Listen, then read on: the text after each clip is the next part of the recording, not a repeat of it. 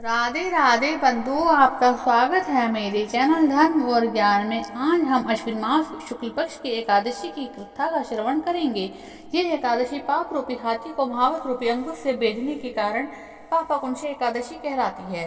इस दिन भगवान विष्णु की पूजा करनी चाहिए और ब्राह्मणों को भोजन कराकर दक्षिणा देकर विदा करना चाहिए। इस एकादशी का व्रत रखने से समस्त पापों का नाश हो जाता है। कथा सुनते हैं। विंध्याचल पर्वत पर एक महाक्रूर बहिलिया रहता था, जिसका कर्म के अनुसार उसका नाम भी क्रोधन था। उसका समस्त जीवन हिंसा, लूटपाट, मिथ्या भाषण, शराब पीना, वैश्य गमन में ही बीत गया। यमराज ने उसे अंतिम समय से एक दिन पूर्व अपने दूतों को उसको लाने के हेतु भेजा। दूतों ने क्रोधन को बताया कि तुम्हारा कल अंतिम समय है, हम तुम्हें लेने आए हैं। मृत्यु के डर से क्रोधन अंगिरा ऋषि के आश्रम में पहुंचा। उसने ऋषि से अपनी रक्षा हेतु अनुनय विनय पूर्वक प्रार्थना की। ऋषि को उस पर दया आ गई। उन्होंने उससे अश्विन शुक्ल की एकादशी का व्रत और भगवान विष्णु की पूजा का विधान बताया। संयोग से उस दिन एकादशी थी। क्रोधन ने ऋषि द्वारा बताए अनुसार उसी विधि से एकादशी का व्रत और पूजन किया। भगवान विष्णु की कृपा से वह विष्णु लोक को गया और उधर यमदूत हाथ मलते रह गए। अब हम एकादशी की कथा के महत्व को जानते हैं।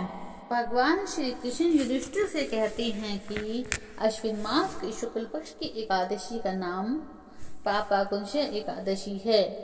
यदि इसके व्रत में श्रद्धा भक्ति से भगवान विष्णु का पूजन किया जाए तो मनोवांछित फल की प्राप्ति होती है। इस श्लोक में सुंदर स्त्री, पुत्र और धन और सर्व सांसारिक सुख मिलते हैं। अंत में आप भी स्वर्ग को जाता है जो इस व्रत को करता है, और उसके मातृपक्ष के 10 पुरखे, पितृपक्ष के 10 पुरखे तथा स्त्री पक्ष के 10 पुरखे विष्णु जी का स्वरूप होकर वैकुंठ में जाते हैं। उस एकादशी से एक दिन पहले भगवान राम ने रावण का वध किया था। चाहे रावण का स्वभाव तथा कर्म राक्षसों का सा था, परंतु वंश तो ब्राह्मण का था। अतः ब्रह्म हत्या के दोष निवारणार्थ मर्यादा पुरुषोत्तम राम ने पापाकुंशी एकादशी का व्रत किया। लक्ष्मण, जानकी, भालू बंधुओं ने भी उपवास किया और पाप रहित हो गए। राजसूय यज्ञ, अश्वमेध यज्ञ हजारों करो, परंतु वह एक व्रत जरूर करो जो पापाकुंशी एकादशी का है। इसके तुल्य कोई और व्रत नहीं है। बोलो विष्णु भगवान की जय हो। इस दिन विष्णु भगवान की पूजा करने का, विष्णु भगवान के नाम जपने का बहुत महत्व है। इस दिन ओम नमो भगवते वासुदेवाय का जप भी जरूर करना चाहिए, सुनना चाहिए। हम भी आज के दिन 11 बार ओम नमो भगवते वासुदेवाय का जाप पढ़ते हैं, ताकि कथा सुनने के साथ साथ आपका जाप भी हो जाए। फिर बाद में आप आरती कर लीजिए।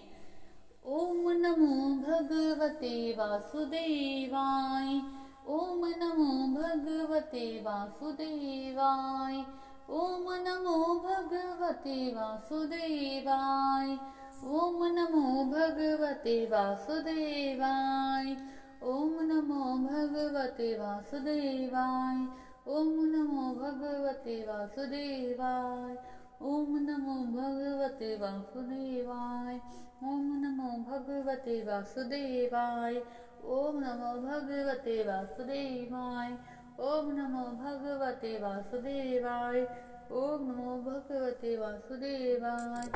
राधे राधे।